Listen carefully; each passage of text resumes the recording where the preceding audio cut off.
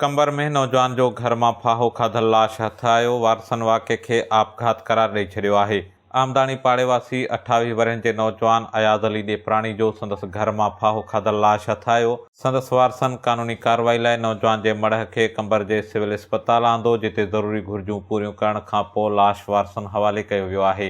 वारसन मूजिबि नौजवान ज़हनी मरीज़ हुयो, जंहिंजे करे हुन घर अंदरि फाहो खाई मुबैना तौरु आपघात कयो आहे।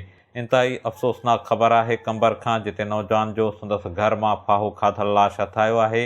कंबर जे अहमदाणी पाड़े में 28 वरहनि जे नौजवान अयाज़ अली ॾेपराणी जो संदसि घर में फाहो खाधल लाश हथ आयो। वारसन नौजवान जे मढ़ खे सिविल इस्पताल आंदो, जिते ज़रूरी कार्रवाई खां पोइ लाश वारसन हवाले कयो वियो। नौजवान जे वारसन वाक़े खे आपघात करार ॾींदे चयो आहे त नौजवान अयाज़ अली ॾेपराणी ज़हनी मरीज़ हुयो, जंहिंजे करे बिना कंहिं कारण जे हुन घर मां फाहो खाई आपघात कयो आहे।